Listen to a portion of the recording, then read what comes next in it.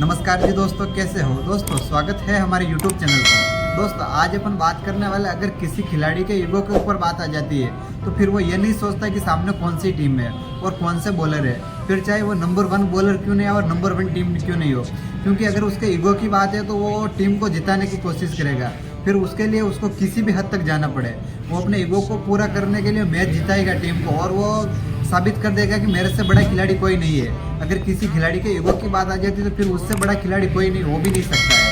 ऐसा ही हुआ हार्लिन देओल के साथ में। हार्लिन देओल पिछले मैच में थोड़ी कम स्ट्राइक से बैटिंग कर रही थी, उसकी वजह से यूपी के कोच ने उसको रिटायर्ड आउट कर दिया।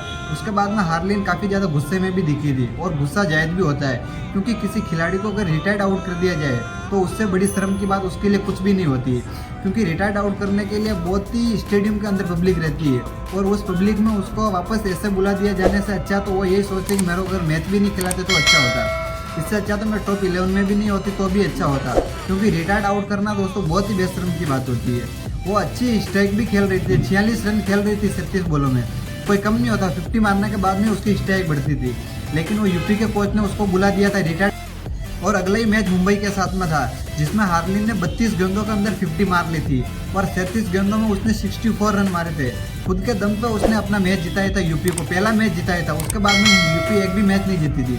और हार्लिन ने यह साबित भी कर दिया था कि अगर किसी खिलाड़ी के ईगो की बात आ जाती है तो फिर उसके सामने ये साबित नहीं होता कि सामने मुंबई है या फिर आरसीबी है या कौन सी टीम है। उसके माइंड में खाली एक ही चीज़ रहती है कि मेरे को ये मैच जिताना है। और क्योंकि उसके माइंड में खाली वो ईगो सवार रहता है, और ईगो जब माइंड में ईगो रहता है तो फिर वो खिलाड़ी किसी भी हद तक जा सकता है मैच जिताने के लिए। ऐसा ही किया हार्लिन ने, बहुत ही शानदार बैटिंग की थी, और यूपी के कोच को भी बता दिया कि मेरे से अच्छा कोई बैट्समैन नहीं है। हाँ, पिछले मैच में मैं थोड़े कम रनों से स्ट्राइक खेल रही थी, 50 होने के बाद में वो भी स्ट्राइक बढ़ जाती थी, लेकिन कोच ने उसको बुला दिया था, रिटायर्ड आउट कर दिया था। हार्लिन ने बहुत ही शानदार बैटिंग की, और हार्लिन के देओल ने बहुत ही अच्छी मैचेस भी जिताए। उसमें इंडिया को भी बहुत ही शानदार मैच जिताए हुए हैं, और इंडिया के टॉप 11 में बहुत सारे मैच जिता हुए हैं। इसलिए किसी खिलाड़ी को कम नहीं समझने का, अगर उसका बुरा टाइम चल रहा तो उसको सपोर्ट करने का। बल्कि उस मैच में प्रेशर भी था, जिसकी वजह से हार्लिन देओल थोड़े कम स्ट्राइक से खेल रही थी।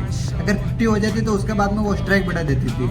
लेकिन जिस बेशर्मी से उस कोच ने हार्लिन देओल को बुलाया था, उस हिसाब से देखा जाए तो बहुत ही बेशर्मी की बात है। क्योंकि किसी खिलाड़ी को इस तरह से बुलाना बहुत ही गलत हो जाता है, क्योंकि लाखों की भीड़ में वहाँ पे पब्लिक मैच देखती है, और उस हिसाब से उसको बुलाया जाए तो उसको कैसा लगेगा। कि वो शानदार बैटिंग भी कर रही थी, ऐसा नहीं था कि वो 0 पे खेल रही थी या 20 गेंदों में 10 रन था। 37 गेंदों में उसके पास में 47 जैसे रन थे, कोई खराब बैटिंग नहीं थी। 50 के बाद में सब खिलाड़ी की बैटिंग बदल जाती है।